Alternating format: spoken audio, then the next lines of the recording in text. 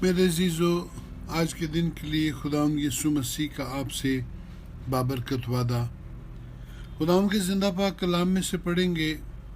پہلا پطرس، اس کا دوسرا باب اور اس کی تیسری آیت۔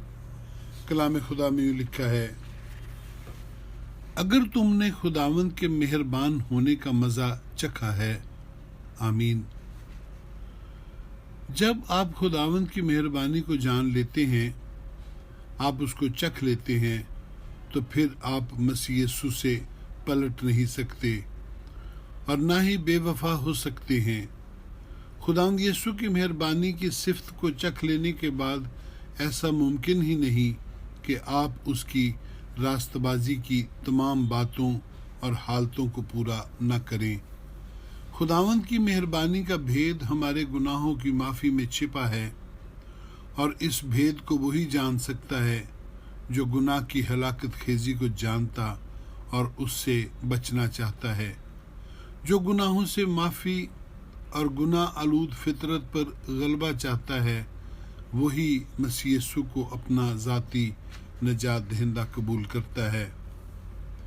میرے عزیزو، بشپ پولیکارپ کو جب روم کے بت پرستوں نے گھیر لیا اور اس سے مطالبہ کرنے لگے کہ یسوع کے نام پر لعنت کر، تب ہی ہم تجھے زندہ چھوڑیں گے، تب پولیکارپ نے ان کو جواب دیا کہ مجھے 80 برس ہو گئے ہیں خداوند یسوع کے پیچھے چلتے ہوئے، اور آج تک اس نے میرے ساتھ برائی نہیں کی۔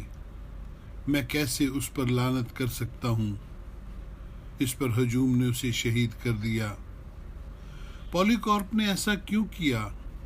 اس کا جواب نہایت آسان ہے۔ اس نے خداوند یسوع کے مہربان ہونے کو چکھ لیا تھا، وہ کیسے بے وفا ہو سکتا تھا؟ روایت ہے کہ پطرس رسول کی بیوی کو پطرس سے پہلے سولی پر شہید کیا گیا، اور جب پطرس کو سولی دینے لگے تو اس نے درخواست کی کہ اسے الٹا کر کے سولی دی جائے، کیونکہ وہ اس لائق نہیں کہ اپنے خداوند یسوع کی مانند سولی کی سزا لے۔ غور کیجئے کہ مقدس رسول نے نہ اپنے لیے نہ ہی اپنی بیوی کے لیے رحم کی اپیل کی۔ کیوں؟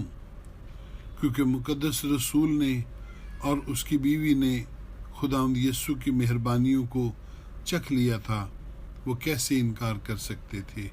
آئیے آپ بھی خداوند یسوع کو اپنا نجات دہندہ قبول کرتے ہوئے آج ہی گناہوں سے نہ صرف نجات بلکہ آزادی حاصل کرتے ہوئے اس کی مہربانیوں کو چکھ لیں، تاکہ اس کا ہاتھ سدا آپ پر رہے اور آپ اس سے وفادار رہیں۔ آمین ثم آمین۔ خداوند آپ کو برکت بخشے۔